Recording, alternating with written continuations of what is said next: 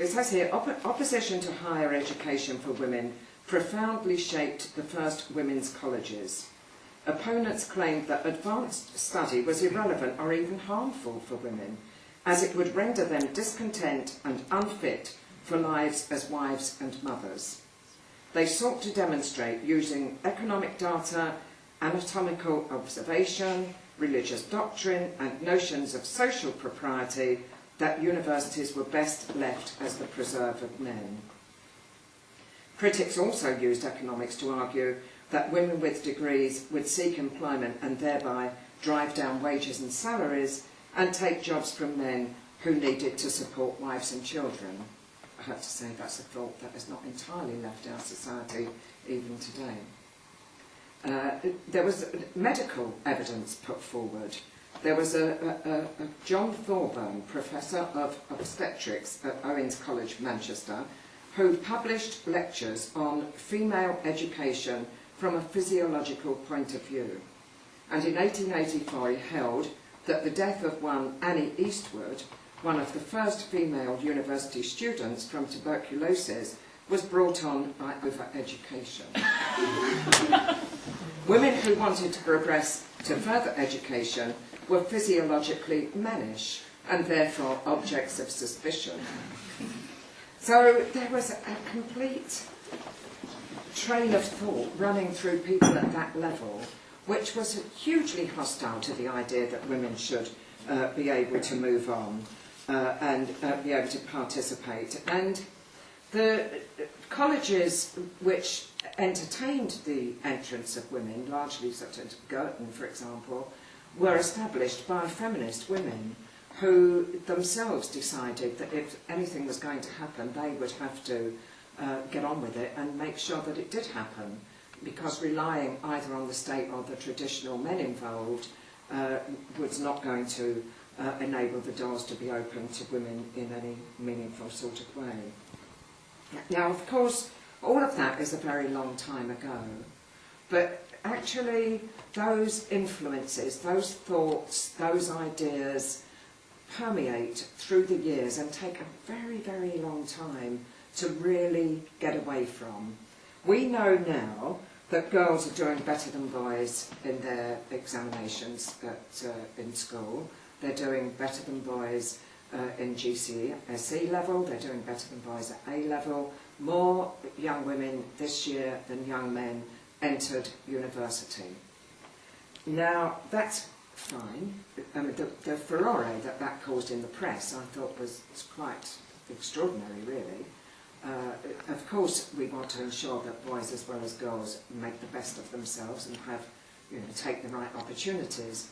But the idea that everybody thought that the end of life as we know it was about to arrive simply because boys were not quite hacking it in the same way that they should.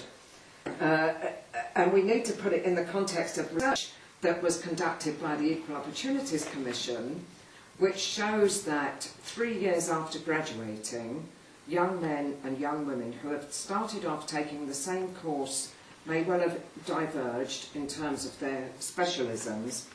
3 years after graduation, young women are earning 15% less than their male counterparts. So when there was the first furore about boys doing better, not doing so well as girls and falling behind, a young woman who at that time was the youth representative on the Labour Party National Executive Committee wrote to The Guardian and said, well, never mind boys, you'll still be earning more than we do anyway. And sadly, that continues to be the case.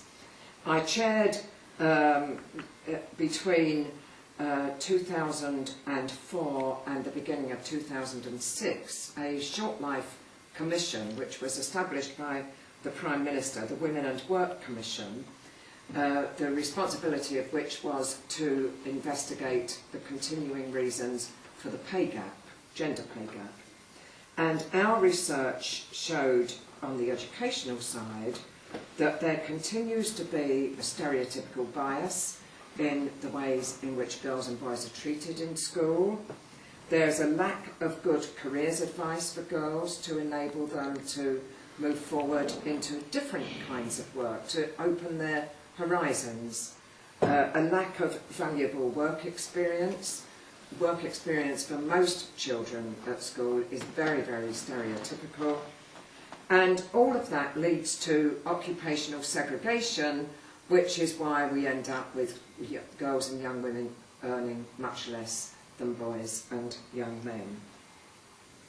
So, as I say, whilst that's a long time ago, those norms still continue to pervade our thinking, and I'm going to say a little bit something to you in a minute about, despite the fact that girls are doing well and entering the professions, there are still huge barriers to moving on to the more senior positions.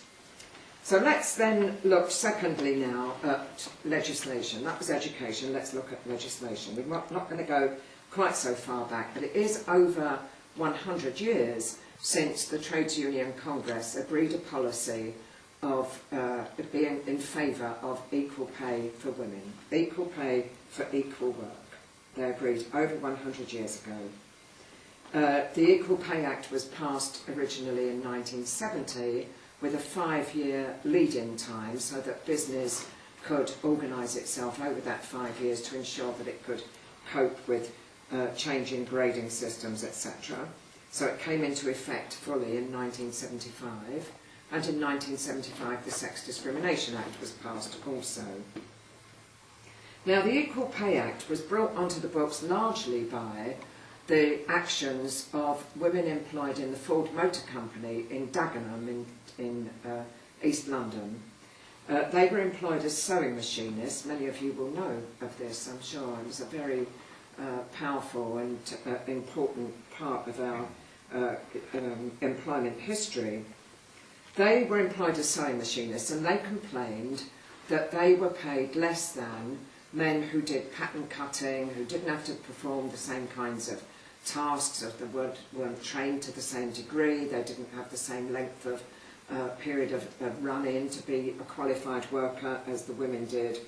And they came out on strike. They just got completely fed up and withdrew their labour.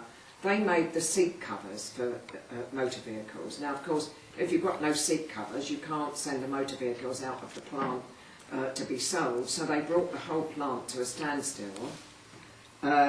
This was in the late 1960s, and they appealed to the Labour government, and eventually Barbara Castle, who was the Minister for Employment at the time, and who was a good feminist woman, she campaigned amongst the cabinet of the day to establish the Equal Pay Act.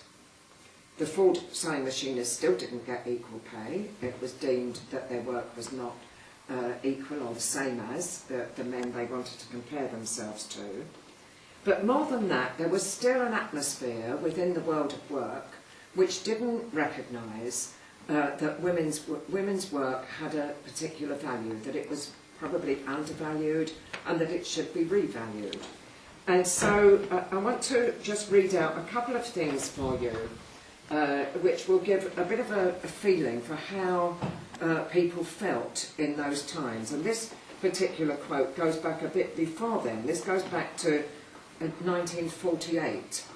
Bear in mind that the Trades Union Congress, their policy on equal pay was already like 50-odd years old, but nevertheless in 1948 the TUC took a step forward in its support of the principle of equal pay, but practically no steps towards putting it into practice. A pamphlet called Q&A of Equal Pay was issued by the TUC.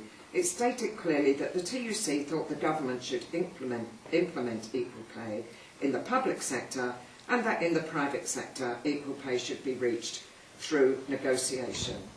In isolation, the pamphlet reads as a clarion call to government and unions to implement and negotiate equal pay. Unfortunately, the pamphlet and the action taken by the General Council were at odds. The subject was obviously an embarrassment to the General Council, for in 1948 the chair of the Congress omitted any mention of equal pay in her opening speech to the conference.